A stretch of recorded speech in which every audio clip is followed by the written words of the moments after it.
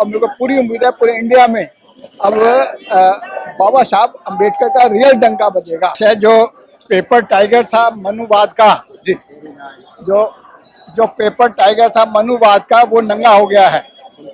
Paper tiger sir, उसका थोड़ा explain कीजिए पेपर ताकि आम टाइगर आदमी को समझ आए। आज़ादी के बाद से इन्होंने मीडिया और मंदिरों और अपने जो हार्डकोर कार्यकर्ताओं के थ्रू एक हवासी बनाई थी। जी, राम लक्ष्मण कृष्ण ये सारे भगवान हैं, तो ये इस कांड ने एक्सपोज कर दिया है। क्योंकि आप सत्ता बहुजनों को दिलाना चाहते हैं। क्या है कि मनुवाद या आरएसएस या मोदी की गवर्नमेंट नहीं आनी चाहिए, जी, उसके ये शुरुआत हो चुकी है। क्योंकि बाबा साहब अम्बेडकर का जो रियल फिलॉसफी थी, जो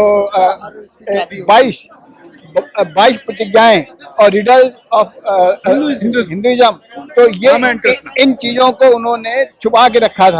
अरुण चौधरी जी, जो साहब मान्यवर काशीराम साहब के साथ में लगातार कंधे से कंधा मिला करके उन्होंने समाज को जागरूक और समाज को मोटिवेट करने का काम किया है, थोड़ा उनसे बात करेंगे। अरुण चौधरी जी जो काशीराम साहब के साथ, हाँ जमीन सर, तो अरुण चौधरी जी भी आए हुए राजेंद्र पाल गौतम जी को समर्थन करने, उनके समर्थन में तो बात करेंगे। सर आपका क्या कहना है इस पर, जो पूरा ये सिलसिला चल पड़ा है और जो पीछे हुआ राजेंद्र पाल गौतम जी के साथ में? ऐसे जो पेपर टाइगर था मनुवाद का, जी, जो पेपर टाइगर था मनुवाद का, वो नंगा हो गया है।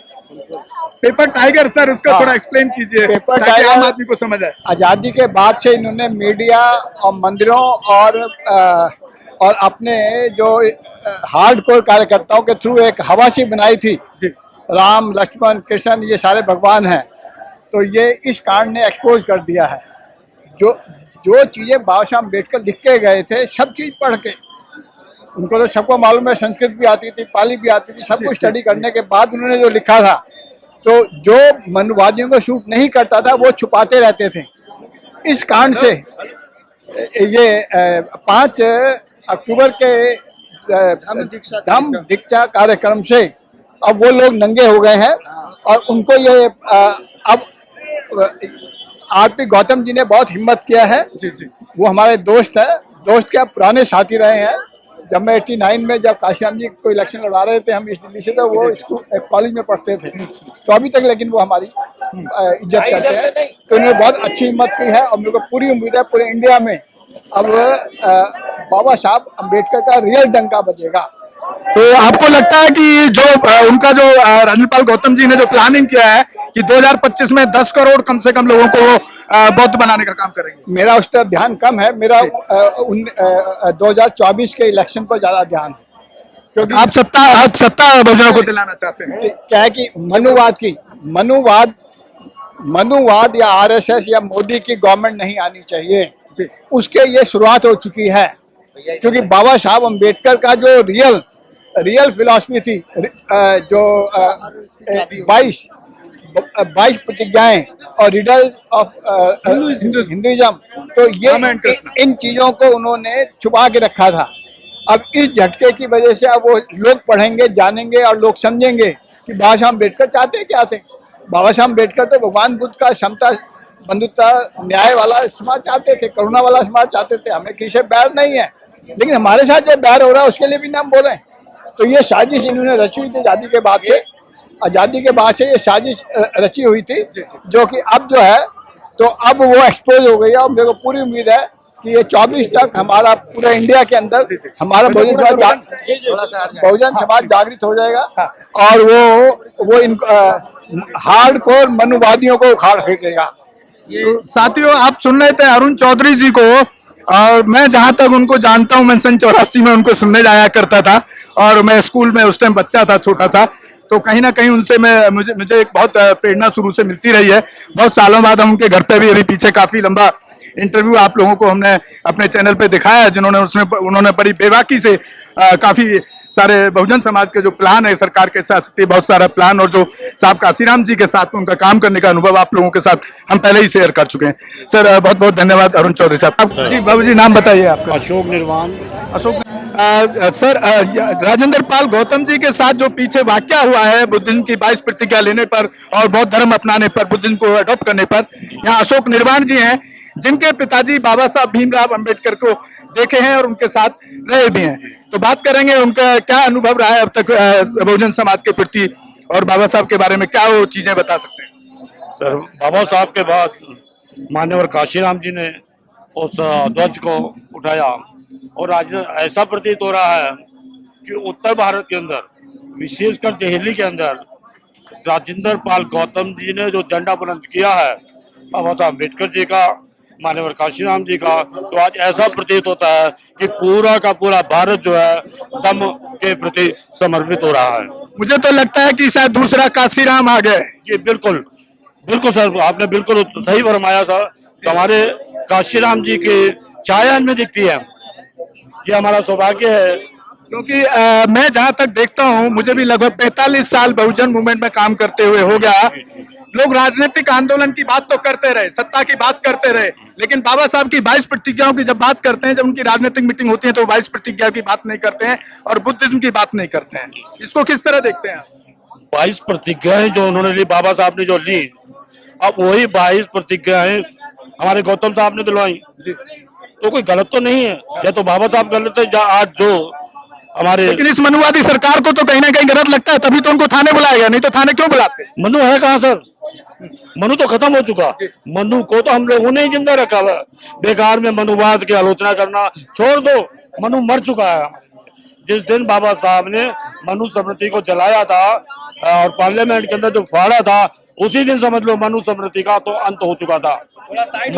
मनु का अंत हो चुका है सर। अब तो पूरे विश्व में, भारत में ही नहीं पूरे विश्व में तथागत भगवान बुद्ध के विषय में जो है लोग जो है। देखिए, अभी सुन रहे थे आप अशोक निर्माण जी से। आप दिल्ली से ही हैं सर? जी बिल्कुल सर। आपके जो पिताजी थे, तो बाबा साहब के कुछ ऐसे जिंदगी के बारे में कुछ शेयर किए होंगे, कुछ खास बात बताएंगे हमारे दर्शकों को? सर, जिस समय मेरे पिताजी को, मेरे फादर को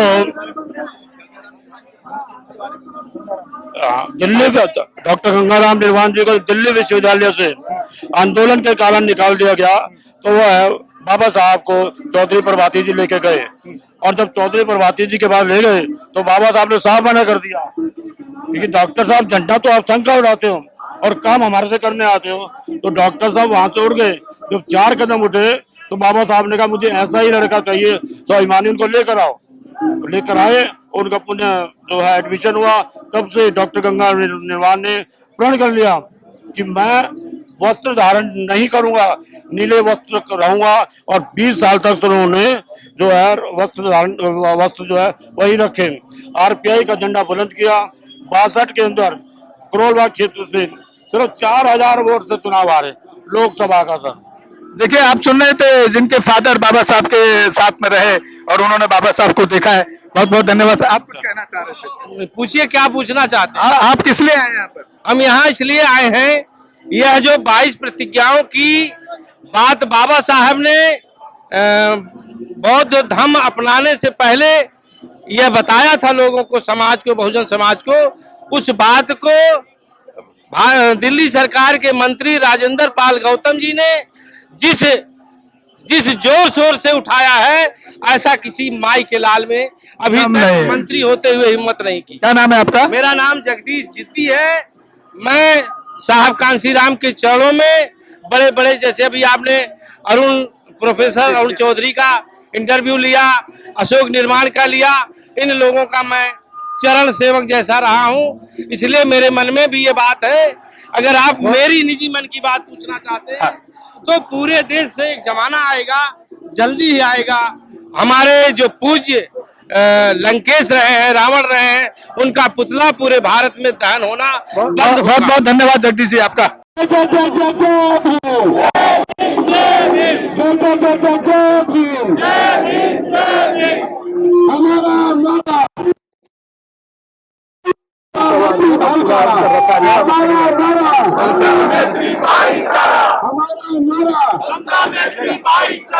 हमारे बीसीकी के प्रेसिडेंट, बीसीकी हमारी जिसको हिंदी में अगर कहे तो दलित पैंथर्स पार्टी, उसके नेता, राष्ट्रीय अध्यक्ष जो सांसद हैं तमिलनाडु से, वो तमिलनाडु से स्पेशली चलकर आपके इस आंदोलन को ताकत देने के लिए आए हैं। मैं तिरुमावलवन जी को आभार व्यक्त करता हूँ कि हमारे बीच आए, और मैं चाहूंगा कि कम से कम मनोहर जी को आप 2 मिनट उनको भी सुनिए। बहुत बहुत धन्यवाद। फिर मैं एक बार नारा लगवा दूं, बौद्ध धम्म की क्या पहचान, बौद्ध धम्म की क्या पहचान, जाति छोड़ो, जाति छोड़ो, जाति छोड़ो, बाबा साहेब की अंतिम इच्छा, बाबा साहेब की अंतिम इच्छा, बाबा साहेब की अंतिम इच्छा।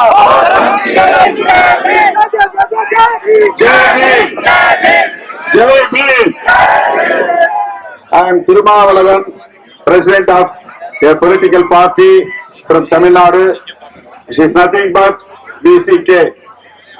Our brother, beloved brother, former minister Rajendra Pal Gaudamji, now a great personality in our nation.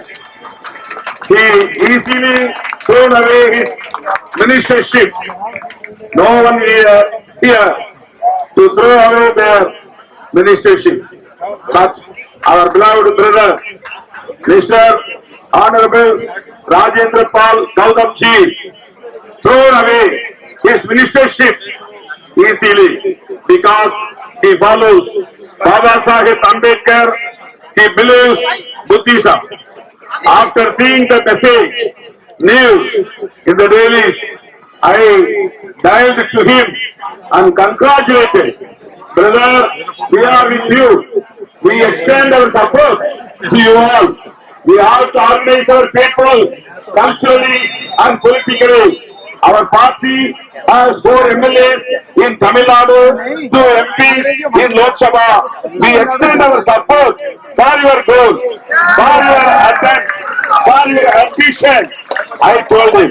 That's what I came yesterday. Immediately, I went to his residence and hugged him and told him that we are with you. We will extend our support for your ambitions till the end. Our Baba Saheb has ultimate aim to annihilate the caste system in our country, to annihilate Varna system in our country. He wanted to constitute a modern India which is having equality among the people. He published his manifesto through constitution in the preamble. That is nothing but justice, liberty, equality and fraternity. These 4 words are the manifesto of modern India. The old India is not democratic India. That is Sanatan India. बुद्धं शरणं गच्छामि। Ambedkar nation channel आर्थिक समस्या से गुजर रहा है। अगर आप बहुजन समाज में बाबा साहेब अंबेडकर और तथागत बुद्ध की विचारधारा को अधिक से अधिक लोगों तक पहुंचाना चाहते हैं तो हमें आर्थिक सहयोग प्रदान करें, ताकि हम अपने चैनल के माध्यम से देश विदेश में समता, बंधुता, एकता और संवैधानिक अधिकारों को ज्यादा से ज्यादा लोगों तक पहुंचा सकें। आप अपनी सहायता राशि नीचे लिखे खाते में जमा करा सकते हैं। खाता धारक गौतम रत्ना, खाता संख्या 3169576865 IFSC कोड SBIN 0060336, बैंक भारतीय स्टेट बैंक। आप हमारे बैंक खाते का विवरण स्क्रीन पर भी देख सकते हैं।